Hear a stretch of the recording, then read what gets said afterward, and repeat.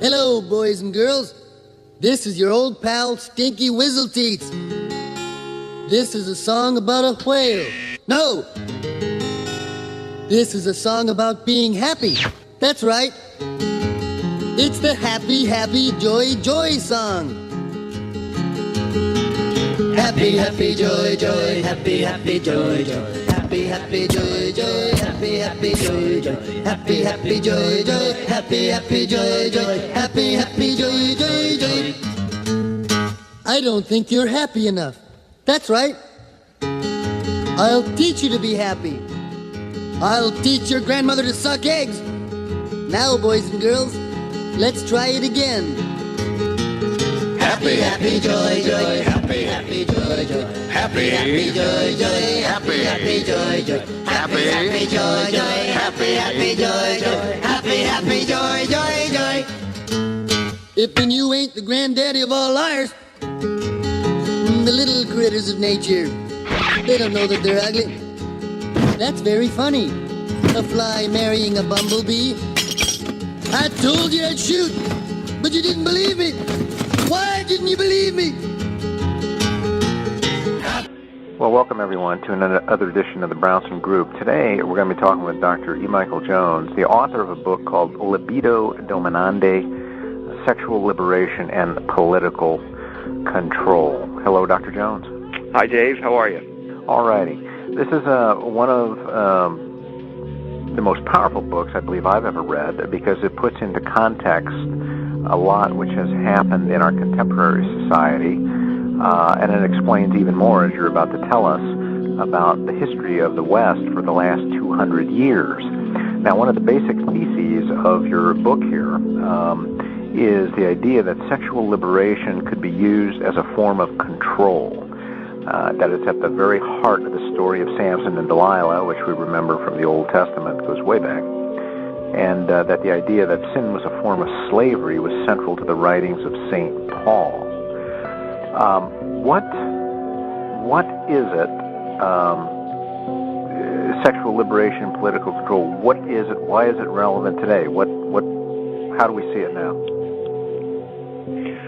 Well, it's one of the best forms of control because it's the subtlest, because it masquerades behind your passions. So what it is basically a manipulation of human passion. And human passion is powerful, and it blinds you to the fact that you're being manipulated.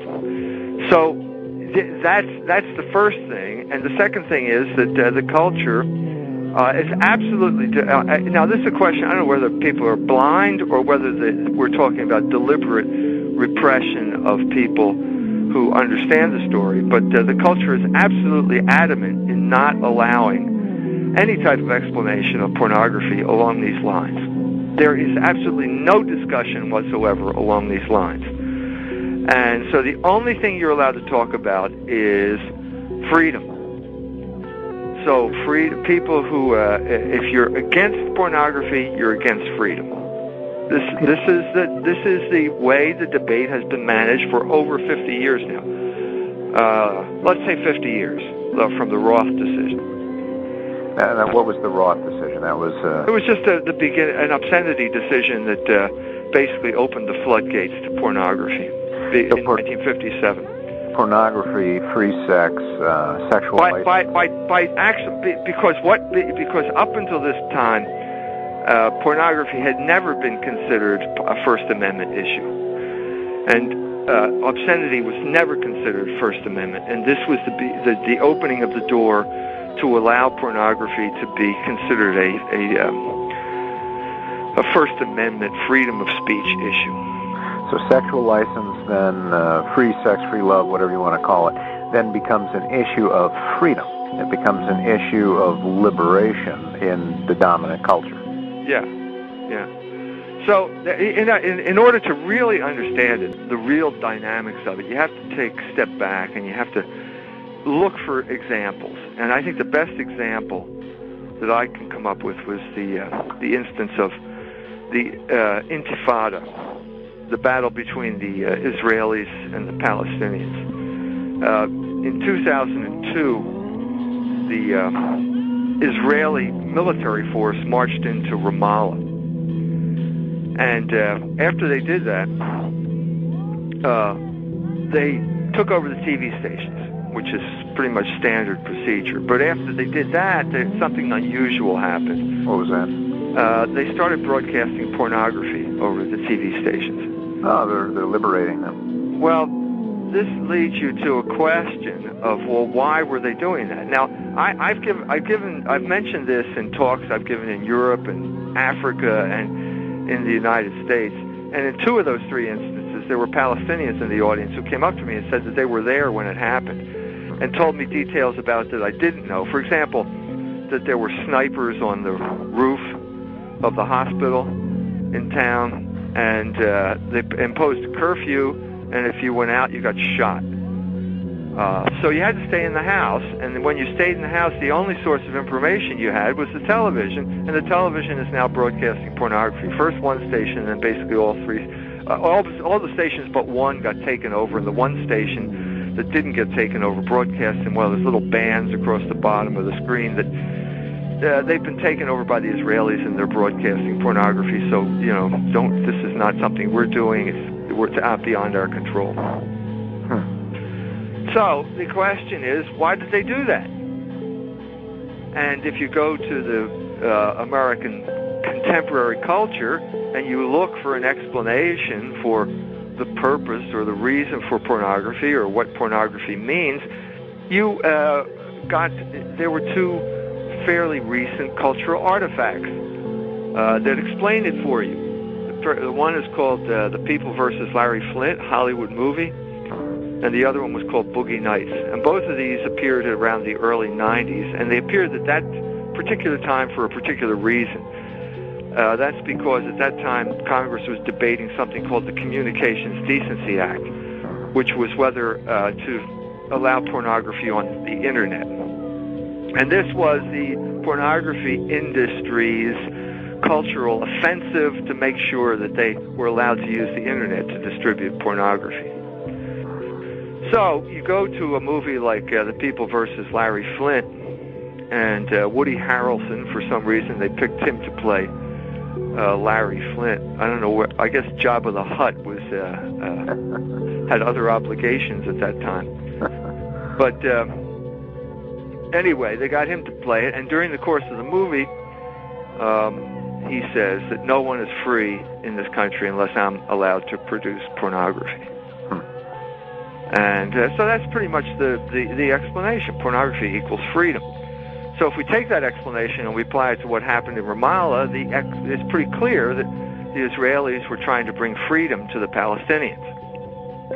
Well, but your book and your thesis is that that's really just a euphemism for a very sophisticated form of slavery. Well, I think anybody in his right mind knows that the Israelis are not interested in liberating the Palestinians unless we take liberation in a contemporary cultural sense, and so you have to look someplace else for the explanation. And I'm saying the real explanation can be found in places like, the story of Samson and Delilah in the Bible, which is also set in Gaza. So nothing has changed in that regard. So the idea is to get people to watch pornography or accept pornography, whether it's in the United States or anywhere else. Once they start doing that, then their passions will determine how they live their lives. Yeah. And the people who present the pornography will make money because people will want to feed their passions, and as these industries make more money, they'll be able to exert more influence on the society. Right.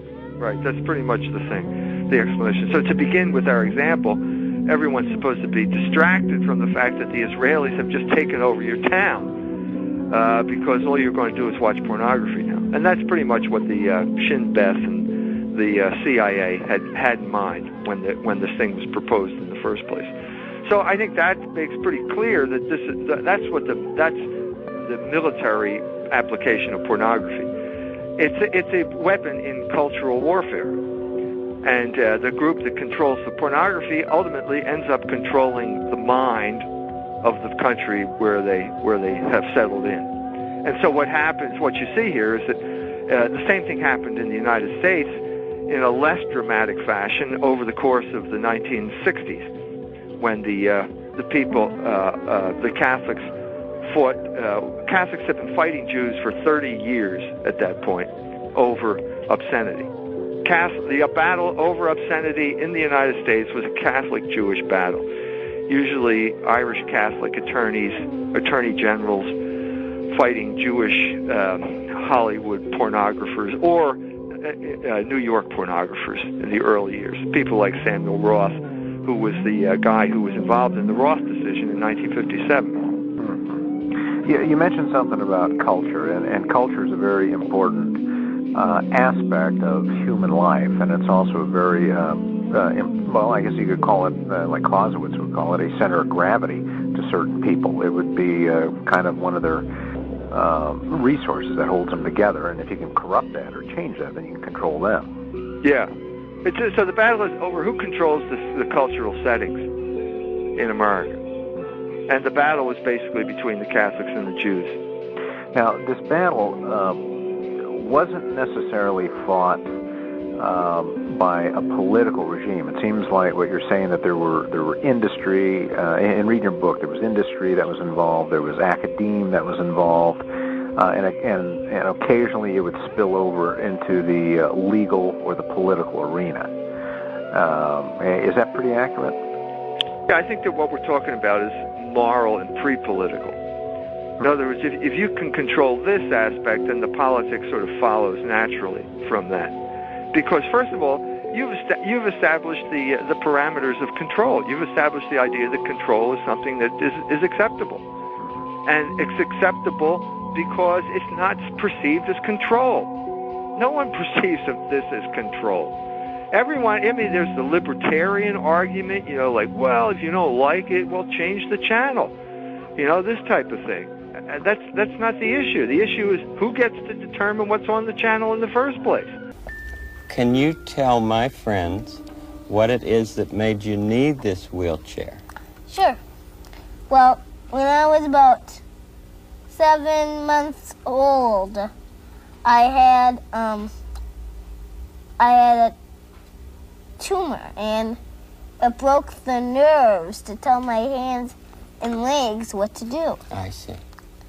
And they tried to cut the tumor, but they couldn't get it, and I became handicapped. And I got a wheelchair when I was 4 years old. That was your first one? Mm-hmm. When you were 4? Uh-huh. Do you remember that? Yeah, sort of. You must have some mighty good doctors who've been taking care of you. Can you tell me any of your doctors' names? Yeah, I have a pediatrician, Dr. Hansen, who works in Madison St. Mary's Hospital. And then at UW, I have the bone doctor is Dr. Breed, who takes care of the bones, I guess, because he's a bone doctor. Anyway, I had surgery earlier this summer because I have pain in my stomach called autonomic dysreflexia, and I just... What was that autonomic dysreflexia. I'm not exactly sure what it means. But you sure can say it. Yeah. Anyway, so I had a surgery done just recently to try and cut this sphincter because of holding my urine in. So, well, you have a lot of things going on when you're... This just shows you have a lot of things happen to you when you're handicapped, most of the time. But, and sometimes it happens when you're not handicapped. Of course. But you're able to talk about those things. Yeah. So well, and help other people who might have the same kinds of things. Do you know that song that I sometimes sing called It's You I Like? I'd like to sing that to you and with you. Okay, sure. It's you I like.